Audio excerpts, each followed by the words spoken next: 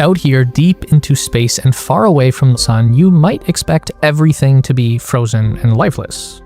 And yet, we find images like this, captured by one of NASA's most advanced research probes, that shows us these bizarre structures seemingly created by a process that is unlike anything we know on Earth.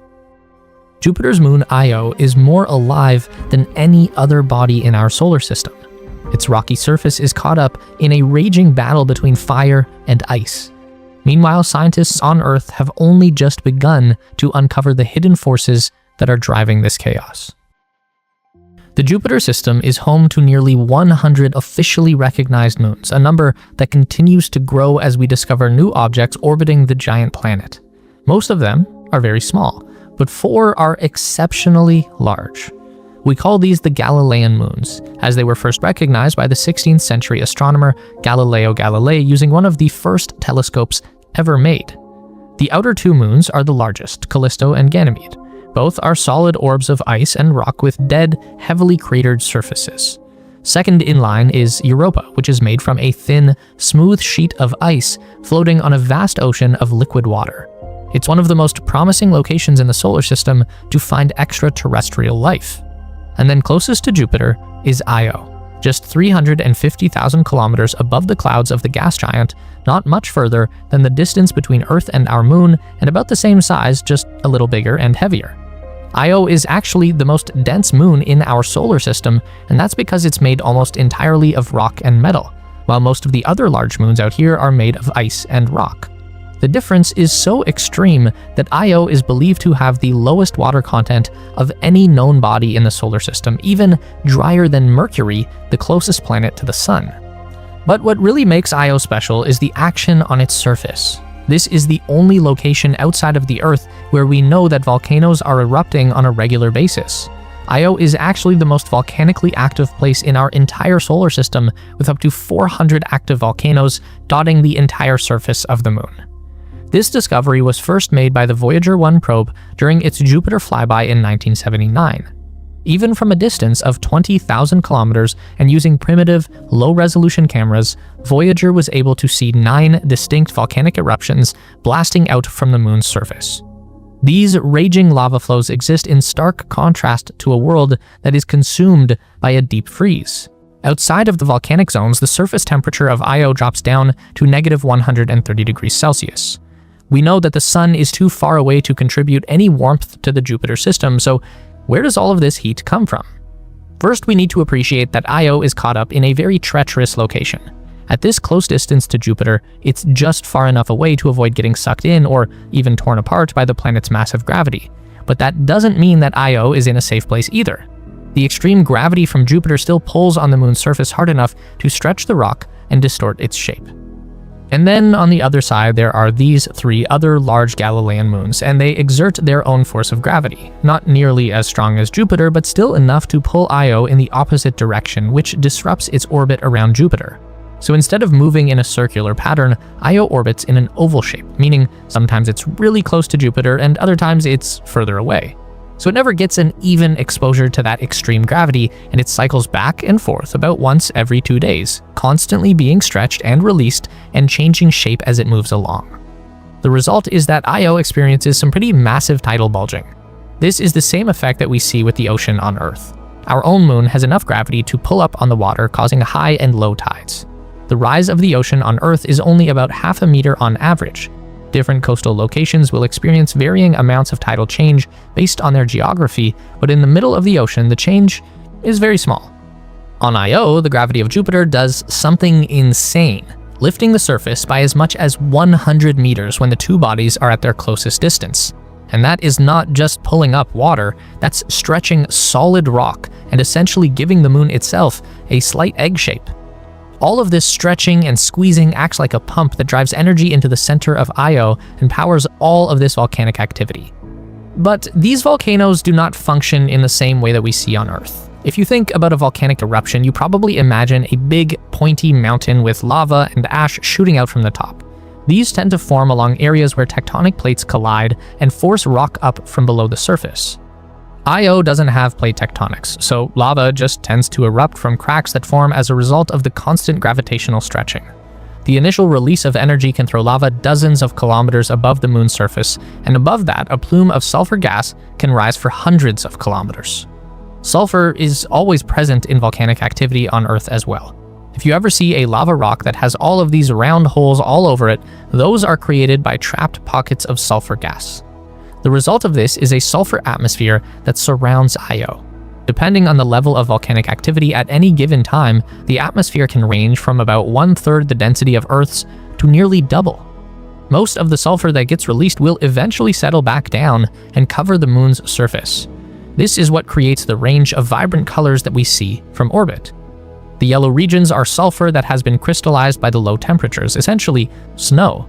The white and blue patches are frozen sulfur dioxide that exist in the coldest shadow regions of the moon. The green areas are sulfur monoxide, which is created by interactions with Jupiter's radiation belt in the upper atmosphere. And then the red areas are hotspots of recent volcanic activity where the sulfur is still being actively heated. Going back to what we mentioned earlier, volcanic activity on Io does not create mountains or raised shield structures like it does on Earth.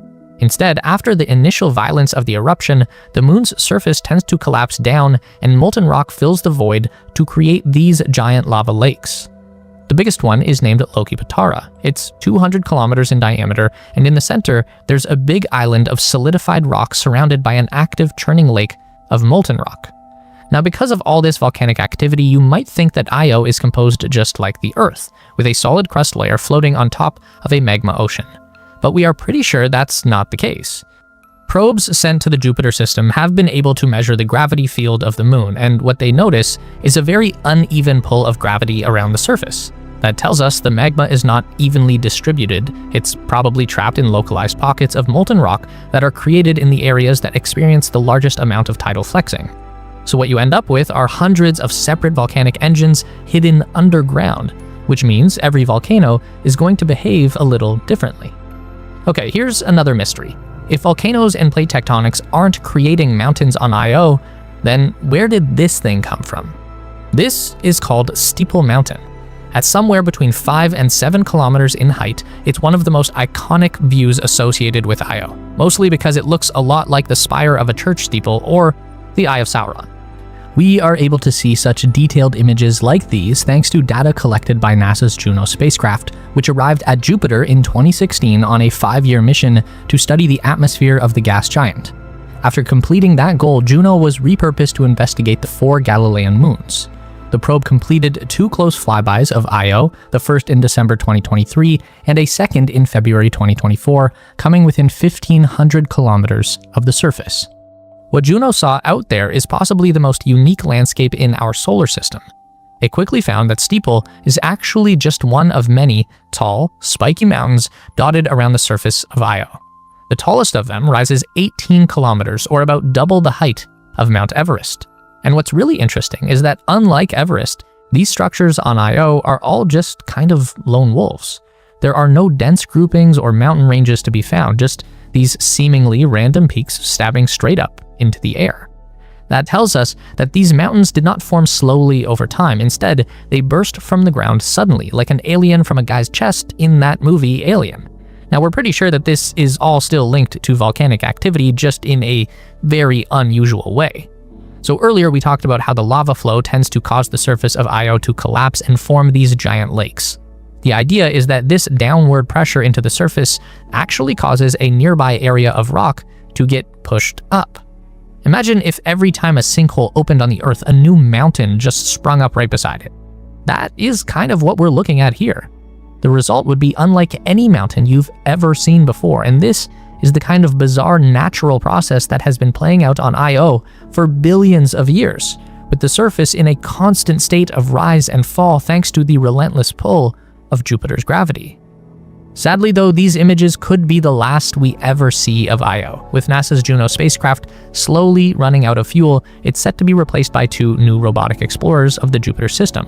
One is called JUICE, which stands for the Jupiter Icy Moons Explorer. It was made by the European Space Agency and launched in 2023. When it arrives at Jupiter in 2031, JUICE will investigate 3 of the Galilean moons, Ganymede, Callisto, and Europa, looking specifically at their icy surfaces and hidden oceans of liquid water. Then there is NASA's latest deep space probe, the Europa Clipper, which launched in 2024 and will arrive at its destination in 2030. As you can probably tell from the name, this mission is directed specifically at the moon Europa and will be primarily looking for signs of alien life in the watery depths below its surface. That leaves Io as the odd one out. There is no probe heading there anytime in the near future, and that's not because Io isn't deeply fascinating in its own right. It's largely because we didn't realize just how interesting the moon was until we saw these Juno images just a couple of years ago. Also, it definitely doesn't have aliens, which automatically drops down the priority level. But priorities are changing at NASA. There is exciting new leadership coming in, there are unprecedented new rocket technologies emerging, and sometime in the not-so-distant future, we could be studying the deep solar system just as thoroughly as we investigate Mars and the moon. Until then, we'll always have Steeple Mountain.